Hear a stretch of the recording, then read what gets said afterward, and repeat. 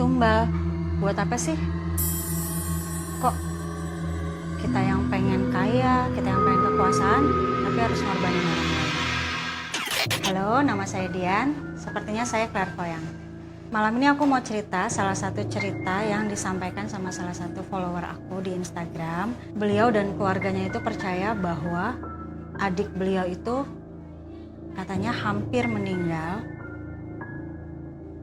karena dijadikan tumbal sama salah satu tetangganya. Tetangganya itu pakai pesugihan kayaknya.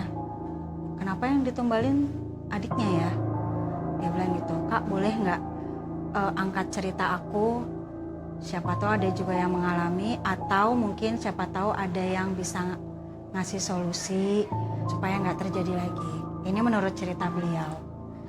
Satu hari adiknya tuh main lah ceritanya. Di saat waktu itu tuh lagi ada acara Isra Mi'raj katanya. Mamahnya ikutan pawai obor dan si mbak ini dia tuh pergi dulu ke warung katanya untuk beli makanan buat sarapan. Pulang dari warung, di jalan tuh dia ketemu sama teman adiknya. Terus si temannya tuh bilang sama dia, Kak, adik kamu tuh kejang-kejang, katanya gitu. Kejang-kejang di rumah si A gitu. Lagi dibangunin tapi nggak sadar-sadar. Malah ngebudah. Kalau kejang-kejang mulutnya berbusa kayak epilepsi ya. Tapi dia bilang begitu kejadiannya. Pas dia sampai di rumah si A ini, di mana kejadian adanya kejang-kejang itu, adanya tuh dalam keadaan pingsan. Akhirnya dibawalah ke bidan. Di situ tuh kondisi adanya mukanya udah biru, sadar, pingsan lagi, sadar, pingsan lagi. Tapi bidannya tuh nggak sanggup kan, takutnya kenapa-kenapa. Akhirnya dibawa ke IGD. Di jalan menuju ke IGD katanya adiknya itu muntah, tapi keluarnya cuma air. Akhirnya dia ketemu mamahnya juga apa segala macam. Mereka semua pergi ke rumah sakit intinya. Sampai di IGD dikasih oksigen dan mereka semua dalam keadaan panik nih sekeluarga. Karena menurut mereka sebelumnya itu tidak pernah ada gejala apapun di adiknya. Nggak pernah sakit, apalagi sampai kejang-kejang. Singkat cerita, mamahnya ingat sama seorang pinter lah. Akhirnya konsultasi ke sana dan orang pinternya bilang, ini kayaknya sebelumnya ada yang ngasih makanan deh ke adik kamu. Karena di dokter itu, di IGD itu tidak ada gejala medis sama sekali menurut dokternya. Akhirnya dibolehin pulang tuh, itu udah dalam keadaan sadar tapi lemas dan segala macam. Sampai rumah, mereka semua pergilah ke orang pinter itu. Si mbak, adiknya, mamahnya, dan tantenya, bibinya, dia bilang. Katanya sampai di sana orang pinternya itu langsung kesurupan. Terus menurut mereka jinnya yang masuk ke si orang pinter itu bilang kalau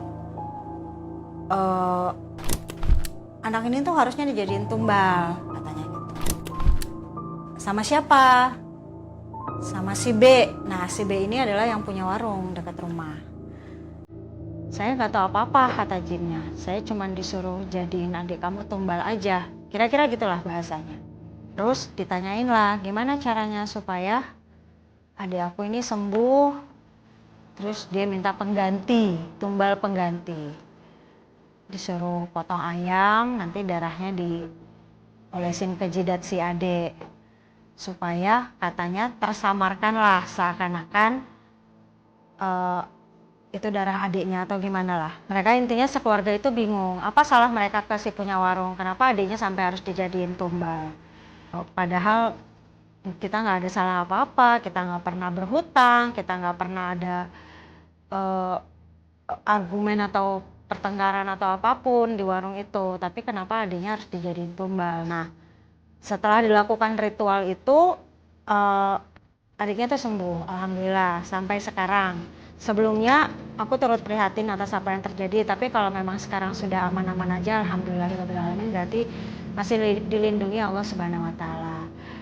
Teman-teman, kadang-kadang kita percaya nggak percaya ya sama kejadian kayak gini, karena kan gejalanya mirip-mirip epilepsi ya sebenarnya. Tapi dan epilepsi itu sebenarnya setahu aku datangnya memang tiba-tiba. Tapi aku nggak tahu juga karena aku bukan dokter ya. Seandainya pun ini benar-benar adalah akibat dari masalah supranatural yang katanya dijadiin tumbal dan lain sebagainya gitu. Apa sih yang harus kita lakukan gitu kan. Aku cuma mau ngingetin kalau kita tuh sekali lagi kita punya entitas terkuat di hidup ini adalah Tuhan Yang Maha Esa.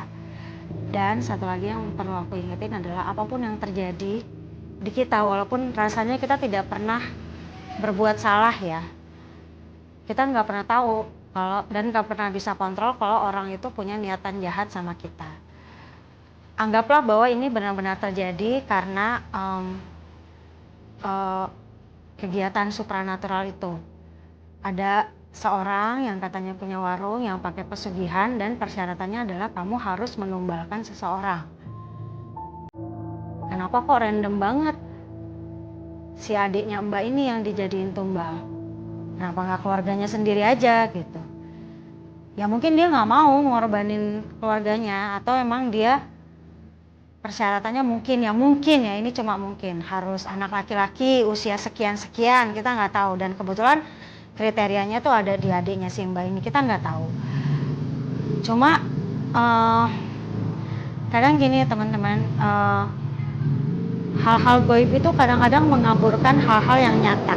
Cuman kita benar-benar harus mawas diri, waspada kalau sampai amit-amit kejadian dimanapun. Jangan bilang kalau di zaman sekarang udah nggak ada yang kayak gitu-gitu, di kota udah nggak ada yang kayak gitu-gitu.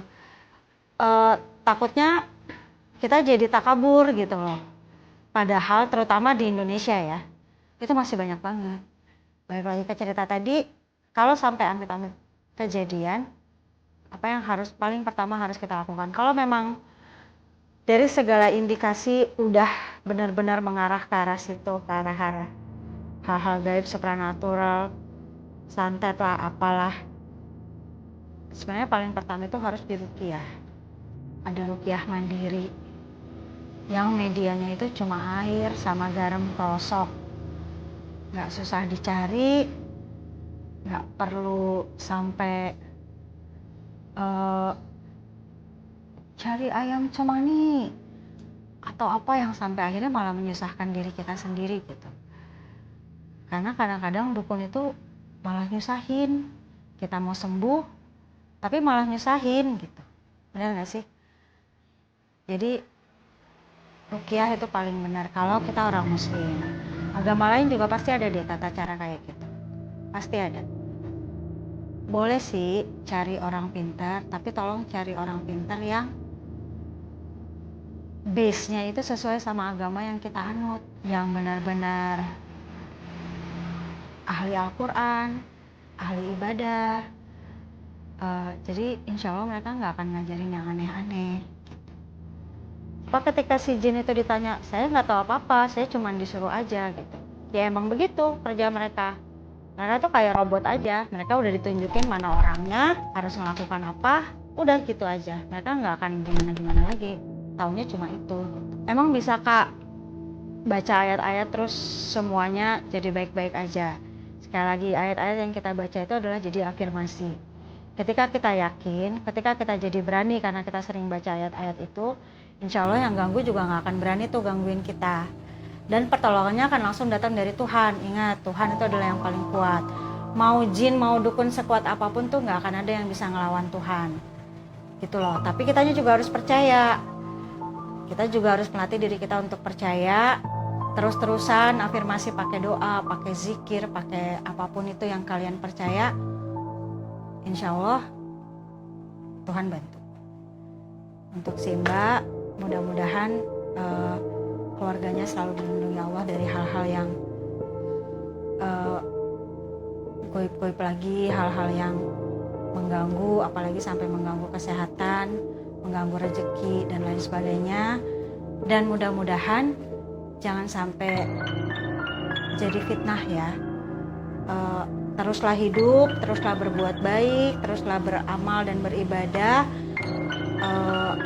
Semoga kita semua dilindungi dari hal-hal tersebut. Salam buat keluarga, terima kasih, selamat malam.